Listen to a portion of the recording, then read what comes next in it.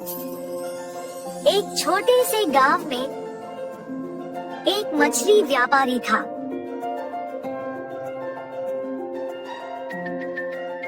जिसका नाम रामू था।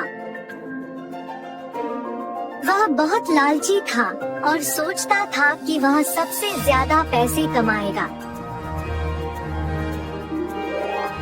रामू ने कई सारी मछलियों को खरीदा और बेचने की व्यवस्था की, जिससे उसने बहुत अधिक मुनाफा होना था। रामू जानता था कि लोगों को जो मछलियाँ सबसे अधिक पसंद आती है, उन्हें ज्यादा पैसे में बेचता था। इसलिए वह लोगों से मछलियों का बेहतर कीमत मांगता था और सड़े हुए मछलियों को भी महंगे दाम में बेचता था। वह लोगों से ज्यादा पैसे कमाने के लिए अपने गंदे उपायों का इस्तेमाल करता था। एक दिन रामू ने अपनी दुकान में जोड़ीदारियों की बजाय उबली हुई मछलियों की बिक्री करने का निर्णय लिया। वह लोगों को बताता था कि उबली हुई मछलियाँ सेहत के लिए बहुत अधिक फायदेमंद होती है और इसलिए वह उन्हें ज्यादा मूल्य में बेचेगा। लोग उसकी बातों में आ गए और वह अपने उबली हुई मछलियों की बिक्री शुरू हो गई और लोग इसमें रुचि लेने लगे। लेकिन उन्हें यह नहीं पता था कि रामू अपनी दुकान में सच में उबली हुई मछलियों की बिक्री नहीं कर रहा था। वह सच में साबुन और पानी के इस्तेमाल से मछलियों को उबलता था और उन्हें उबली मछलियों के रूप में बेच रहा था। इस तरह रामू के उपायों से लोग अस्वस्थ होने लगे और इस वजह से उनकी डिमांड में कमी आने लगी। इसके बावजूद रामू अधिक पैसे कमाने के लिए और अधिक दलाली करने लगा। एक दिन उसके दुकान में एक ग्रामीण महिला आई और उससे मछलियों की खरीद करने के बाद रामू ने उसको ज्यादा मूल्य में मछलियाँ बेची। लेकिन महिला ने उसे धोखा देते हुए उसकी धोखाधड़ी का राइजगार बताते हुए उसे फंसा दिया। रामू धमकी देने लगा, लेकिन महिला उसके सामने नहीं डरी। महिला ने अपनी बात अंग्रेजी में बताई, जिससे रामू को समझ में नहीं आया और वह उसे छोड़ दिया। रामू अब थक गया था। उसने एक बार फिर सोचा कि वह उबली हुई मछलियों को बेचकर पैसे कमा रहा है, लेकिन अस्वस्थ लोगों की वजह से वह एक अपमानित व्यक्ति बन गया है। उसने फिर से सोचा कि उसकी दुकान में उबली हुई मछलियों को बेचने से बेहतर होगा कि वह अच्छी गुणवत्ता की मछलियाँ लेकर अपनी दुकान में बेचे। रामू ने अपनी दुकान को बदल दिया और अब वह उच्च गुणवत्ता की मछलियाँ बेचता था। लोग अब उसकी दुकान से मछलियाँ नहीं खरीदने लगे और उसकी दुकान में कोई नहीं आने लगे। रामू ने जो उपाय किया था, उससे उसे अधिक दुकान से लोग दूर भागते थे। रामू ये सोचता है कि व्यापार चालाकी से नहीं, सही तरीके से काम करने से सफलता मिलती है। वारेश्वर नामक गांव में मस्तान नामक एक कसाई रहता था। उस गांव में बकरे का मांस सिर्फ मस्तान की दुकान में मिलता था। इतना ही नहीं, हर शुभ कार्य और दावत के लिए मस्तान के ही दुकान से मांस लाया जाता था। ऐसे एक दिन उस गांव के जमींदार का सेवक मस्तान की दुकान को आता है। हे मस्तान, कल जमींदार के महल में एक बड़ी दावत रखी जा रहा है। उस दावत को बहुत बड़े लोग और अमीर लोग आने वाले हैं। 100 लोगों के लिए खाना बनवा रहे हैं। उसके लिए तुम्हें 15 किलो मांस ताजा काट के कल सुबह 6 बजे को महल लेके आना होगा। पैसे तुम्हें वहीं पे मिलेंगे। मस्तान सलमान की बात को मान लेता है, लेकिन उसके पास 15 किलो का मांस नहीं होता है। इसीलिए वो बकरी वाले के पास जाता है।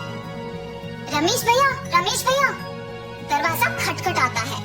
अरे क्या हुआ मस्तान, इस समय पे आए, बात क्या है? जमींदार के घर में दावत के लिए मुझे 15 किलो मांस की जरूरत है। मैंने वचन दिया कि सुबह 6 बजे उनको मांस पहुंचा दूंगा। समय ना होने के कारण मैं अभी तुमसे बकरी खरीदने आया। हाँ, तो ये है बात। ठीक है, 2000 रुपए देके बकरी ले जाओ। ये क्या भैया, 1000 ही तो है। अब जमींदार के लिए है तो कम से कम 2000 होगा ही ना। अगर तुम्हें नहीं चाहिए तो रहने दो, मैं आराम से सो जाऊंगा। नहीं नहीं भैया, मैंने वचन दिया है, अब पीछे नहीं हट सकता। मैं दे दूंगा 2000। ऐसे कहकर 2000 देके बकरी खरीद के घर चलते हुए सोचता है। जमाए हुए पैसे एक दिन में खर्च हो गए। कोई बात नहीं, जमींदार के दावत के लिए मांस पहुंचाने के बाद पैसे मिलेंगे ना। अभी जल्दी से काम शुरू करके सुबह तक पहुंचा देना होगा। ऐसे सोचकर मांस को साफ करके उसके टुकड़े टुकड़े काट के सारी रात मेहनत करके 15 किलो मांस को तैयार रखता है। अगले दिन सुबह दिए हुए वचन के अनुसार 6 बजे को जमींदार के महल पहुंचता है। भैया, मैं सेवक सलमान के लिए आया हूँ। क्या आपको पता है कि वो कहाँ है? ये सुनकर दूसरा सेवक मस्तान को बाहर इंतजार करने के लिए कहता है। वो मस्तान के हाथ से मांस लेते हुए कहता है कि सलमान को भेजेगा और उसे पैसे मिलेंगे। मस्तान भी उस सेवक का बात मानकर बाहर इंतजार करता है। लेकिन सेवक उसके हाथ में मांस को देख सोचता है, इस 15 किलो मांस से अगर मैं 1 किलो ले लूं तो किसको पता चलेगा? किसी को भी नहीं पता चलेगा। ऐसे उस कवर में से 1 केजी मांस को छुपा के बाकी को देने जाता है। सलमान को देख के कहता है, साहब, मस्तान ने ये आपको देने के लिए कहा है। वो पैसों के इंतजार में बाहर खड़ा है। सलमान सेवक के हाथ से मांस लेके सीधा रसोई घर जाता है, ये जान के कि मस्तान बाहर पैसों का इंतजार कर रहा है। बावर्ची के पास जाकर सलमान कहता है, सारे व्यंजन स्वादिष्ट होनी चाहिए, ध्यान से पकाना। ऐसे कहकर चला जाता है। बावर्ची पकाते हुए, इतने मांस से अगर मैं 2 केजी ले लूं तो किसको शक होगा? किसी को भी नहीं होगा। ऐसे सोचकर मांस को छुपा के बाकी को पकाता है। दावत के व्यंजन की तैयारी के लिए जिम्मेदार किशन व्यंजनों का स्वाद चख के कुछ सेवकों की सहायता से उन सभी में से थोड़ा थोड़ा अपने लिए ले लेता है। आए हुए मेहमान सारे दावत की खाना शुरू करते हैं और जल्द ही आपस में बात करना शुरू कर देते हैं। ये क्या, इतना अमीर और सम्मानित आदमी, अच्छा नाम है इनका, मगर खाने में कमी क्यों? हाँ, अगर खाना कम ही पड़ना है तो ऐसी दावत की तैयारी बाला क्यों करे? ऐसे सारे लोग खुसफुसाते हैं। ये सब सुन के जमींदार सहन नहीं कर पाते हैं। दावत के खत्म होने के बाद क्रोधित होके सारे लोगों को सभा में बुलाते हैं, खास करके दावत के लिए जिम्मेदार लोगों को, और उनको सवाल करना शुरू करते हैं। दावत की तैयारी के लिए जिम्मेदार किशन से पूछते हैं, दावत की जिम्मेदारी सौंपने पर तुम ये करोगे? सभी तैयारी किया मैंने, लेकिन व्यंजनों के लिए मात्रा पहले से ही कम पड़ गई थी प्रभु। मेरा इस बात से कोई लेना देना नहीं, आप बावर्ची से पूछिए प्रभु। ऐसे उसने अपने किए कुछ छुपाकर किसी और पे इल्जाम डाल देता है। तब बावर्ची छुपाए हुए 2 किलो मांस की बात को छुपा के कहता है कि दावत की सामग्री के लिए जिम्मेदार सलमान के पास इसका जवाब होगा।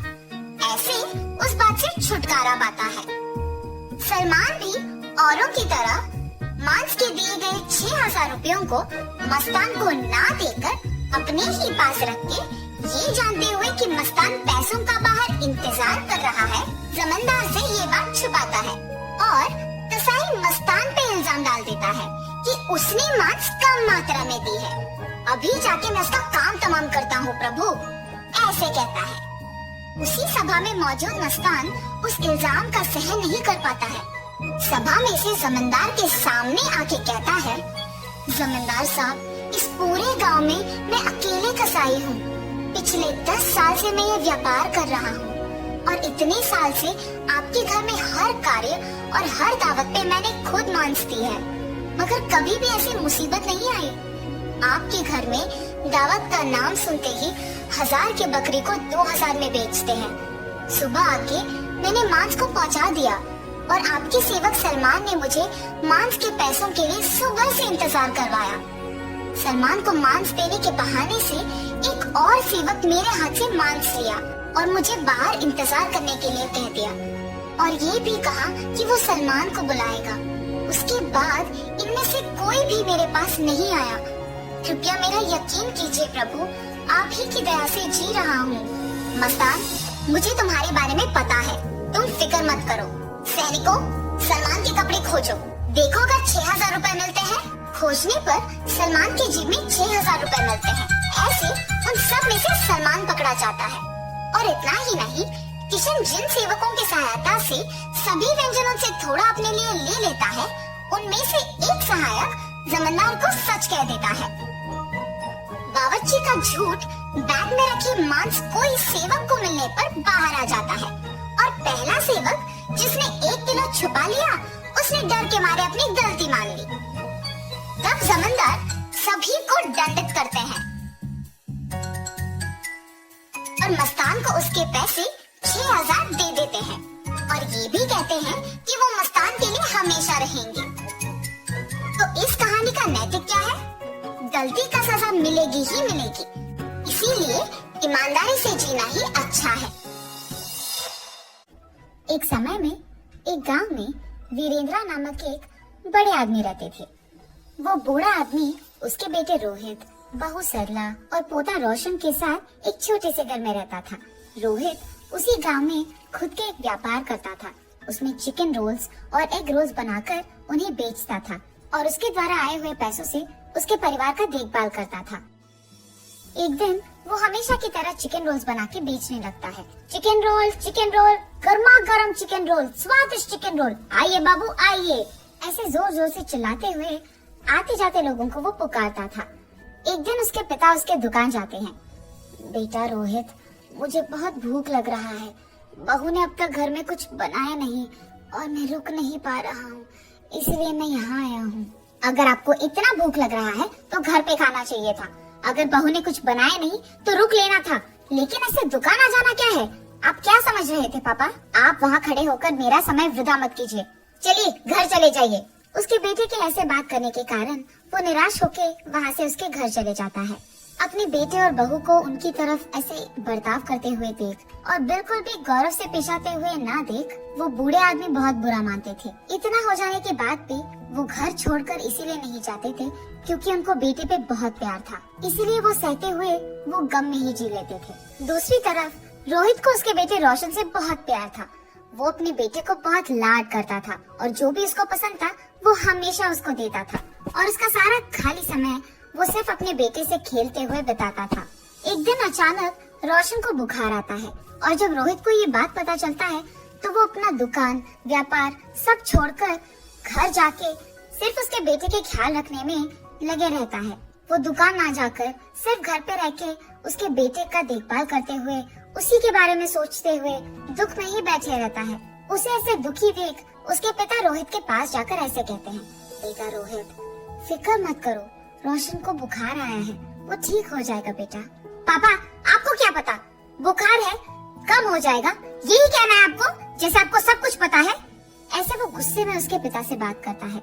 हाँ, मैं तो अपने बेटे को ऐसे दुखी नहीं देख पा रहा था, इसीलिए उसके पास जाकर मैंने ऐसे कहा, लेकिन मेरे बेटे ने मुझे कभी समझा ही नहीं, इसीलिए वो गुस्से में बात करता है हमेशा मुझसे।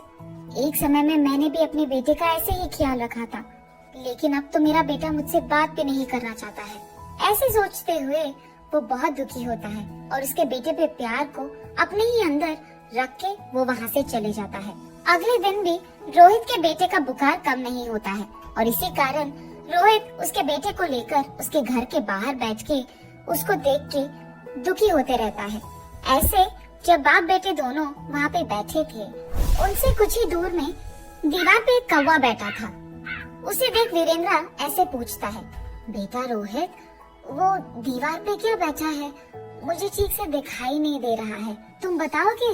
पापा, वो कौवा है। बेटा, शायद वो कौवा नहीं है, ठीक से देखो। आपको तो दिखाई नहीं देता है, जब मैं कह रहा हूँ कि वो कौवा है तो आप मान क्यों नहीं लेते हो? एक और बार मत पूछिएगा, वो कौवा ही है। ऐसे उसके गुस्से में जवाब देने के बावजूद उसके पिता फिर से पूछते हैं कि वो क्या है। पापा, आपको कितने बार बताऊं मैं, वो कौवा है, कौवा है, कौवा है। आपने अगर एक और बार पूछा तो अच्छा नहीं रहेगा। ऐसे वो और गुस्से में जवाब देकर उठकर वहाँ से चले जाता है। उसके बेटे को वहाँ से उठ के चले जाते हुए देख वो और भी दुखी होते हैं। ऐसे कुछ दिन बीत जाते हैं। एक दिन रोहित अपने बेटे को उठाकर खेलते हुए उसके घर के सामने रहता है और ठीक तभी उसके घर की दीवार पे एक कौवा आता है। पापा पापा, वो दीवार पे क्या है? बेटा, उसको कौवा बुलाते हैं। पापा पापा, वो क्या है? उसे क्या बुलाते हैं? बेटा, उसे कौवा बुलाते हैं। पापा, वो क्या है? बेटा, उसे कौवा बुलाते हैं। तुम भी उसे बुला सकते हो। चलो बुलाओ कौवे को तुम्हारे पास। ऐसे वो अपने बेटे को कौवे के बारे में सिखाते रहता है, लेकिन उसके बेटे को कुछ भी समझ न आने के कारण वो लगातार एक ही प्रश्न पूछता है कि वो क्या है और उसे क्या बुलाते हैं, और ऐसे 20 बार करता है। इतने बार पूछने के बावजूद रोहित उसे बहुत सब्र से समझाता है। उसे जरा सा भी गुस्सा नहीं आता है। पापा फिर से बोलिए ना। बेटा, वो एक कौवा है। एक दिन जब मेरे पापा ने यही बात पूछी थी तो मैंने उन पर गुस्सा किया था और उन्होंने सिर्फ 3 बार पूछा था, और इसीलिए क्योंकि उनको दिखाई भी नहीं दे रहा था। लेकिन जब मेरे बेटे ने 20 बार भी पूछा तो मैंने उस पर जरा सा भी गुस्सा नहीं दिखाया और बहुत सब्र से उसको सब कुछ समझाया। मेरे पापा ने भी मेरा इतना ही ख्याल रखा था बचपन में, लेकिन बड़े हो जाने के बाद मैं उनका ख्याल नहीं रख रहा हूँ। ऐसे सोचते हुए वो बहुत दुखी होता है और ठीक तभी उसको घर के अंदर से जोर जोर की आवाजें आने लगती है। मेरी बीवी किससे बात कर रही है? ये सोचते हुए वो घर के अंदर जाता है। तुम्हारा बेटा तुम्हारा ख्याल नहीं रखता है, मैं भी तुम्हारा ख्याल नहीं रखती हूँ, फिर भी आप इसी घर में रहते हो, कभी बाहर जाते ही नहीं हो। शर्म नाम की कुछ चीज भी है आपको? उसकी बहू को ऐसे बात करते हुए चिल्लाते हुए देख वो कुछ नहीं कहते हैं और बस चुपचाप बैठे रहते हैं। सरला, मेरे पापा बूढ़े हैं, क्या बड़ों से ऐसे ही बात किया जाता है? उनका देखभाल करना हमारी जिम्मेदारी है, ये मत भूलो। और तुम पापा से ऐसी ऊंची आवाज में बात कर रही हो? हाँ, क्या आप ही बात कर रहे हैं? हाँ, मैं ही बात कर रहा हूँ। कल जब हमारा बेटा भी बड़ा हो जाएगा तो क्या वो भी हमसे ऐसे ही बात करेगा? सुन पाओगी उसकी ऐसी बातें? और वैसे वो अभी बच्चा है, उसके सामने अगर हम पापा से ऐसे ही बात करेंगे तो वो भला क्या सीखेगा? यही ना? इसीलिए आज से हमें ये सब बदलना होगा। तुम पापा से अच्छी तरीके से बात करोगी, उनको गौरव दोगी। आज से हम जैसा देखभाल हमारे बेटे के करते हैं वैसे ही पापा का भी करेंगे। ये वो उसकी बीवी को समझाता है। पापा, मुझे माफ कीजिए, जिंदगी में मेरे इस स्थान का कारण आप ही हो और मैंने आप ही को इतना दुख पहुंचाया। मुझे अपनी गलती का एहसास हो गया है पापा। ये कहते हुए वो उसके पापा के चरणों पे गिर जाता है। बेटा, तुम्हें बदलाव आ गया है, बस यही काफी है इस जिंदगी के लिए। मेरे बारे में ऐसा सोचकर दुखी मत हो बेटा, तुम बदल गए हो, मैं खुश हूँ। जी पापा, आइंदा मैं आपको कभी ऐसे दुख नहीं पहुँचाऊंगा और आपसे कठोर तरीके में नहीं बात करूंगा। आपका मैं बहुत अच्छा ख्याल रखूंगा, आपकी खुशी मेरी जिम्मेदारी। ऐसे ही तब से रोहित उसकी गलती का एहसास करके उसके पिता को उसके बेटे की तरह ही देखता है और रोहित के पिता भी इसी खुशी में जीते रहते हैं। और ऐसे रोहित को उसकी गलती का एहसास होकर उसके दुकान में चिकन रोल्स, एग रोल्स बनाते हुए घर को भी संभालता है और ऐसे सभी खुश रहते हैं। दूध वाला। बिकनूर नामक एक नगर में रहता था एक राजा चंद्रसेना। उसका मंत्री कबीर सिंह उसके दूध का कारोबार संभालता था। उन्होंने बहुत सारी स्वस्थ गायों को पाला जो अच्छा और गाढ़ा दूध देते थे। ये दूध सारे गांव में बेचा जाता था।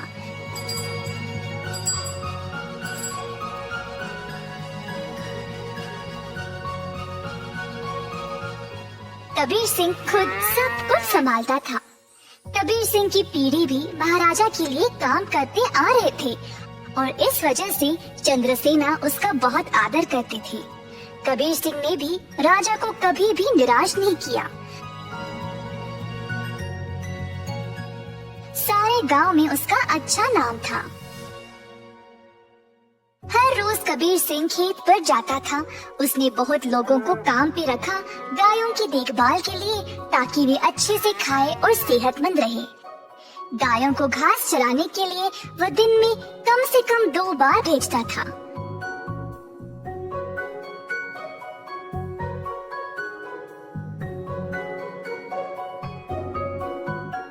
वह हमेशा ध्यान रखता था कि दूध साफ सुथरा रहे।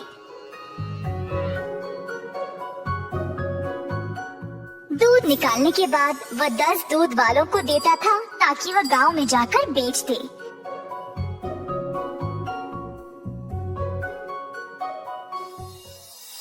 दूध वाले कबीर सिंह को पैसे देते थे और कबीर जाकर चंद्रसेना को।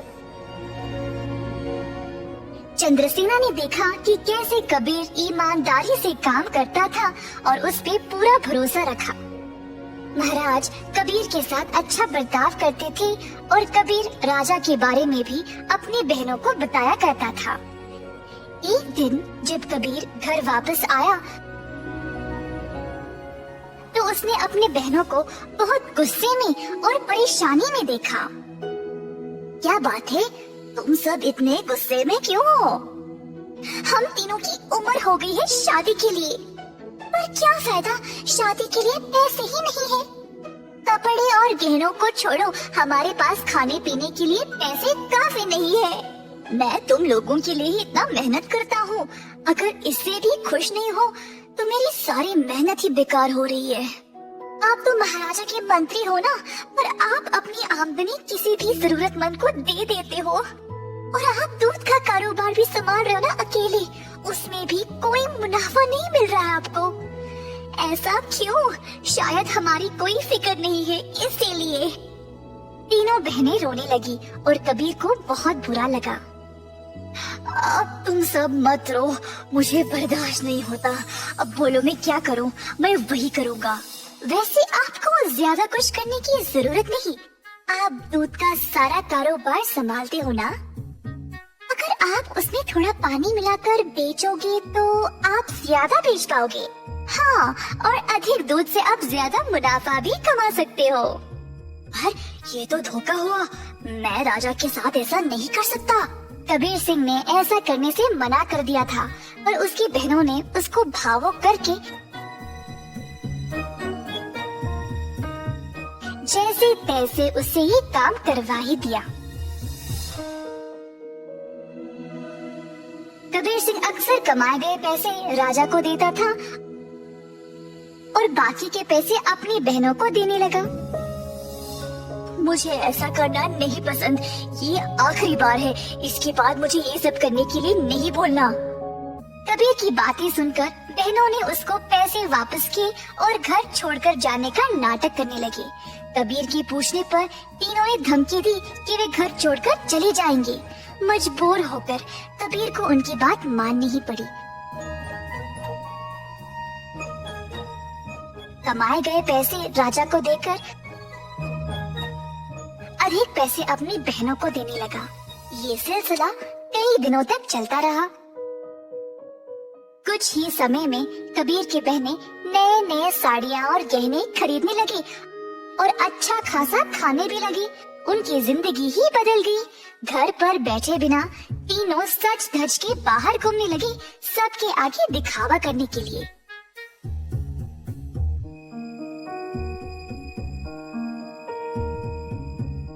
गांव के सारे लोग हैरान रह गए और आपस में बातें करने लगी। ये 3 बहनें कबीर की कमाई को ऐसे इस्तेमाल कर रहे हैं। मैंने कभी नहीं देखा किसी को ऐसा करते हुए। पर कबीर सिंह के पास इतने पैसे आए कहाँ से?